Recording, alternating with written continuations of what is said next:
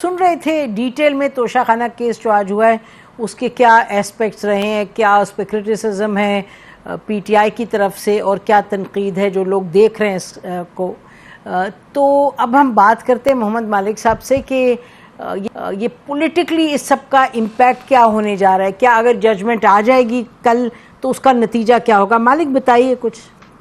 देखें, पॉलिटिकली तो एक ही चीज है, वो है कि आपको नजर आता है कि फैसला हुआ है कि Imran has to be taken out of the political equation से हटाना पड़ेगा और वो लीगल तरीका ही है डिस्क्वालिफिकेशन। अब तीन ऑप्शन है आपके पास तोशाखाना केस है, आपके पास इलेक्शन कमीशन का केस है, तो आपके पास केस बड़ा खौफनाक बन रहे हैं जो 9 मई वाले रिलेटेड केसेस हैं। इसमें क्विकेस्ट सोल्यूशन जो नजर आ रहा है वो तोशाखाना। तो ये मोडेलिटीज हैं कि ये सिर्फ पहुंचने का एक तरीका है। मंजिल आई थिंक सबके सामने क्लियर है और मेरा तो बड़ा स्टेटेड सांस रहा है। नसीम, आप जानती हैं बार बार प्रोग्राम जितने में भी, आपके प्रोग्राम में भी, कि मेरे ख्याल में यहाँ इलेक्शंस और सारा पॉलिटिकल जो लैंडस्केप है आगे का, वो जुड़ा हुआ है इमरान खान की डिस्क्वालिफिकेशन और हिरासत से। और मैं बार बार लफ्ज यूज करता हूँ कि जब तक वो इनकार्सरेटेड और इनकम्युनिकाडो नहीं होंगे मुझे इलेक्शन नजर नहीं आते। और ये जो बातें हैं कि अब सेंसस पे ही मैंने कहा था कि सेंसस का ये जिन दोबारा उठेगा, ये सेंसस हो गया, दूसरी चीजें हो गई, ये सिर्फ ये टाइम बाइंग एक्सरसाइजेज हैं। डेफिनेटिव फैक्टर एक ही है कि इमरान खान आजाद हैं या पाबंद सलासल हैं, इससे फैसला होगा तमाम चीजों का। ये बाकी मोडेलिटी है। तो ये आपको होता नजर आ रहा है ये फैसला, या आप कह रहे हैं ना कि it's already been decided, it's a question of time. तो तोशाखाना केस जो हमें दिखाई दे रहा है, क्या आपको लगता है कि इसके नतीजे में क्या इमरान खान अरेस्ट हो जाएंगे? क्योंकि कल अगर फैसला होगा तो he has a right of appeal in 2 courts still. नहीं, वो बिल्कुल अरेस्ट भी होंगे, फिर बेल्स भी होंगी, फैसला सस्पेंड भी होंगे, लेकिन आपको एक सेंस ऑफ डायरेक्शन, एक सीरीज शुरू हो जाती है ना। दूसरा, पहले मती बात कर रहे थे, देखें प्रॉब्लम यहाँ पे ये है कि अगर आप इमरान खान की बात करें और दूसरी साइड से कोई कंपैरिजन ड्रॉ करें, कोई आपको कहेगा आप नून की साइड ले रहे हैं।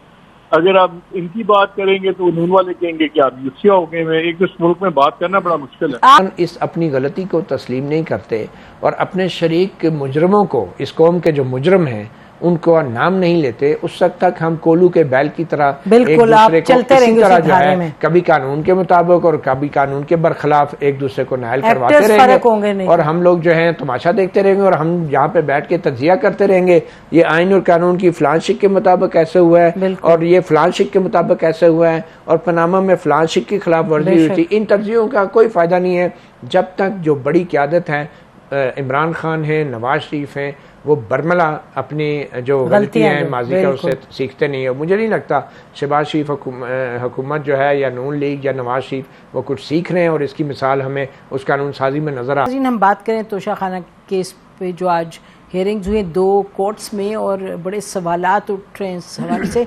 मती, आपको लग रहा है कि शोएब शाहीन साहब की जो शिकायत हैं उसमें वजन है या इज दिस मोर पॉलिटिकल? देखिए, शोएब शाहीन साहब की जो शिकायत हैं उसमें जितना भी वज़न था उसको इंसाफ के तराजू पे हाई कोर्ट ने तोल लिया है।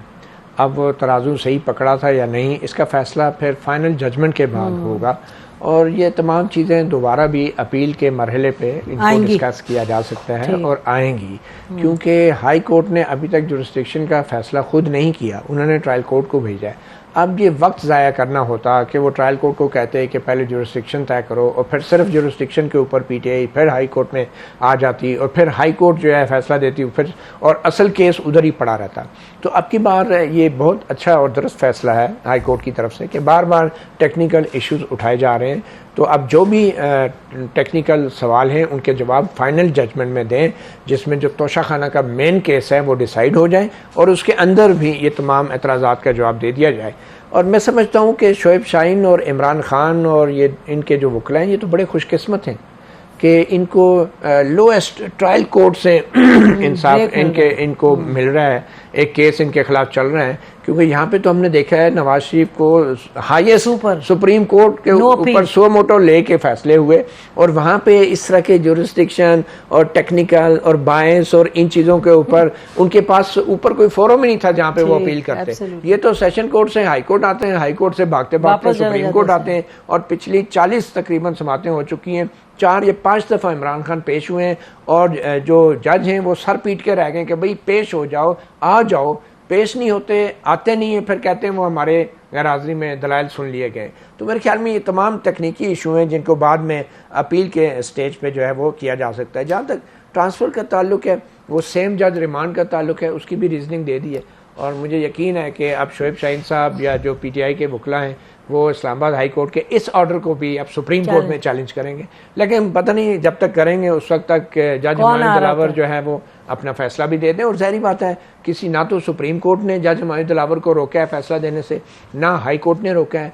सुप्रीम कोर्ट ने सिर्फ उस कानून का इआदा किया था जो उन्होंने अपने ऑर्डर में आज रिप्रोड्यूस किया था कि जब ट्रायल कोर्ट के जुरिस्डिक्शन, जब वो ट्रांसफ़र का जो मैटर होता है, ट्रायल कोर्ट के जज के खिलाफ जब कोई ट्रांसफ़र के लिए एप्लीकेशन आ जाती है हाई कोर्ट में, तो जब तक वो ट्रांसफ़र का मैटर डिसाइड ना हो तो वो जो ट्रायल कोर्ट का जज है वो फैसला अनाउंस नहीं कर सकता। लफ्ज़ अनाउंस है, ये नहीं है कि वो दलाइल भी नहीं सुनेगा और दलाइल में जाना ही नहीं चाहिए, मुलज़म को बाइकआउट कर देना चाहिए और फिर टाइम मांगते रहना चाहिए, नहीं, सिर्फ अनाउंस करने से रोका जाता है वो कवायद के मुताबिक, वो भी सिर्फ ट्रांसफ़र मैटर्स में, जुरिस्डिक्शन मैटर्स में नहीं।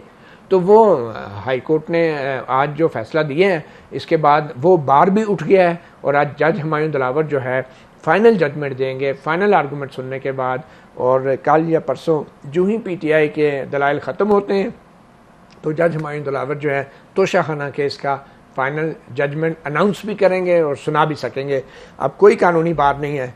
हाँ, अब देखें शोएब शाहीन साहब कल ही सुप्रीम कोर्ट पहुंच के कोई हफ्ते के रोज़ बेंच बनवा लेते हैं या इतवार के रोज़ अगर बेंच बनवा लें, और इसमें कोई बाइद भी नहीं है, कुछ भी हो सकता है आजकल के हालात में। मगर वो जो पंजाबी में कहते हैं ना, होनो अदालत नहीं रही हैं अब तो बहुत से जजेस जो हैं मेरे ख्याल में उनको छुट्टियां याद आ गई हैं, तो वो कुछ छुट्टियों पर भी चले गए हैं। वो फौजी अदालतों का मामला भी अब वो गैर मुअय्यना मुद्दत के लिए मुलतवी हो गया।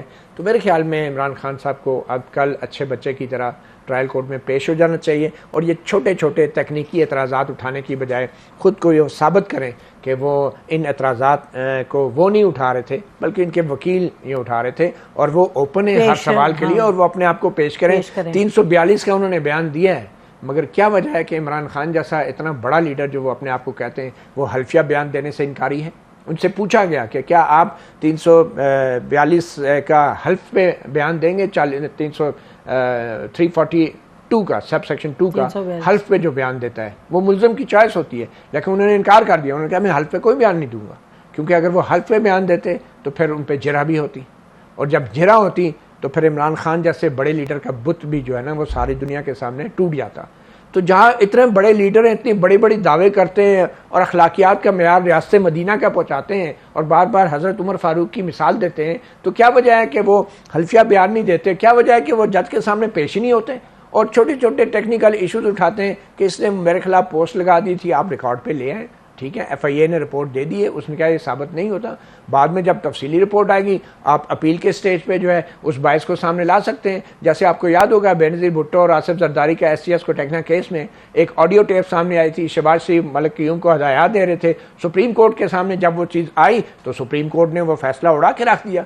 तो खान साहब को क्या प्रॉब्लम है? वो ये क्यों चाहते हैं कि फाइनल जजमेंट ही ना आए जब तक जज हुमायूं दिलावर की पोस्टें अगर उनकी हैं उनका फैसला ना आए? तो मेरे ख्याल में थोड़ा सा लीडरशिप को ये बताइए, अभी मती ने तो काफ़ी ज़ोरदार तरीके से इमरान खान साहब के हवाले से ये कह दिया कि वो मतलब he is basically not willing to face the charges, कि वो यानी अपने डिफेंस में खुद नहीं वहाँ आना चाहते। 342 का पहली बात तो ये है कि ये जो फरमा रहे हैं ना हल्फिया बयान, ये हल्फिया बयान नहीं होता। 342 की स्टेटमेंट में उनसे पूछा जाता है कि क्या गवाहान की आप लिस्ट देंगे, गवाहान पेश करेंगे अपने डिफेंस में? अगर वो कहे यस तो वो गवाहान पेश करेगा। दूसरा स्टेटमेंट होता है क्या खुद आप भी बतौर गवाह पेश होंगे अंडर स्टेटमेंट अंडर सेक्शन 340, वो गवाह के तौर पर खुद पेश होना होता है। यानी कोई एडिशनल चीजें हैं जो बतौर ये जो क्वेश्चन दिया जाता है इसके अलावा कोई गवाही आपके पास है जो आपने बतौर गवाह अपने हक में पेश होना है, तो क्या वो आना चाहेंगे? नहीं तो इनकार उसकी जरूरत 99.9% में मुल्जिम को नहीं होती, इसलिए कि वो अपनी स्टेटमेंट अगर सेल्फ सफिशिएंट हो, उसकी स्टेटमेंट 342 में, तो वो काफी है। उनका बयान चूंकि 342 में मुकम्मल तौर पर आ गया है, इसलिए ये कहना कि बयान हल्फी नहीं दिया और ये करना, ये अच्छा वो दे चुके हैं स्टेटमेंट 342 की अलामत तो हो सकती है, इसका कोई हकीकत से ताल्लुक नहीं। जहां तक इस बात का ताल्लुक है कि टेक्निकलिटी, ये टेक्निकलिटी नहीं है। एक सेकेंड शुएब साहब, एक मिनट, ये जो मती कह रहे हैं कि हल्फिया बयान इसलिए नहीं दे रहे क्योंकि इस पे जिरा होती है और इमरान खान साहब जिरा अवॉइड करना चाहते हैं, उस पे क्या रिस्पॉन्स है आपका?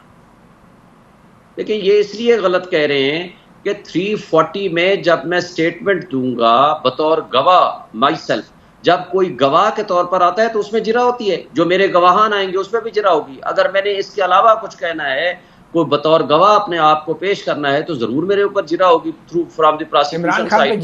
भाई जब मैंने गवाही, मेरा वही स्टेटमेंट है जो ऑलरेडी 342 में आ चुकी है, तो मैंने गवाह के तौर पर अपने आप को क्यों पेश करूं?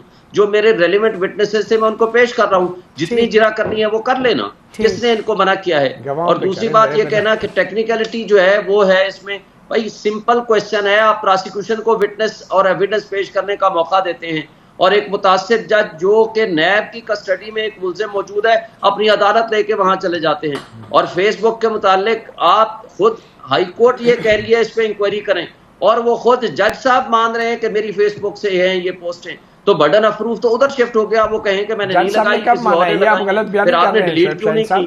फिर नहीं, मेरा ख्याल है जज साहब ने कर सकते हैं जी। एक सेकंड शुएब, आई थिंक जज, एक सेकंड शुएब साहब, जज ने ये कहा है कि मेरे पे हैं ये पोस्ट बट लेकिन मैंने नहीं लगाई। हाँ। उन्होंने कहा कि किसी और ने लगाई। नहीं, उन्होंने ये नहीं कहा। आप मुझे बताओ नसीम, मुझे बताओ, आपके फेसबुक है, आपका किसी और ने लगाए हैं, तो दो उसके तरीके हैं। जो ही आपको पता चला आप डिलीट कर देते, जो 2023 तक बाकी रही, 2014 के बाद ऑनवर्ड। नंबर 2, क्या आपने किसी को इंक्वायरी के लिए कहा? क्या आपका मोबाइल इस दौरान हैक हो जाता है या कोई और ऐसी चीज हो गई है, आप फौरी तौर पर उसको डिलीट करेंगे ना, आपकी तरफ से किसी ने लगाई है। और अगर किसी और ने लगाई है तो बर्डन ऑफ प्रूफ तो इसका है ना, वो बताए फलां शख्स ने ये गलत पोस्टें लगाई हैं, उसके खिलाफ कानून के मुताबिक एक्शन लिया जाए। इन्होंने किसी जगह तहर्रुक किया तो फिर तो कल आप कह दो कि ये जजमेंट किसी और ने लिख के दी थी, मैंने साइन कर दिए थे, आंखें बंद करके मेरे पास स्टेनो ले आया था, मैंने देखा नहीं था। और उसके बाद वो 10 साल चलती रही वो जजमेंट, उसके बाद कहें कि नहीं ये तो मैंने लिखी नहीं थी, मैंने ये लिखवाई नहीं थी। अच्छा ये बताइएगा, एक सेकंड ये बताइए, कल रीजनेबल जज ये कह सकता है जी, रीजनेबल? जी, यू मेड योर पॉइंट। कल आपकी क्या एक्सपेक्टेशन है? कल जाएंगे, कल क्या है, आप जाएंगे, मुकम्मल करेंगे दलाइल, क्या एक्सपेक्टेशन है आपकी? ये आज हम मीटिंग करेंगे अपनी लीगल टीम के साथ, इसमें ख्वाजा हारिस हमारे लीड काउंसिल हैं, उनके साथ कोऑर्डिनेट करेंगे और फिर हम अपनी स्ट्रेटेजी बनाएंगे। ठीक है।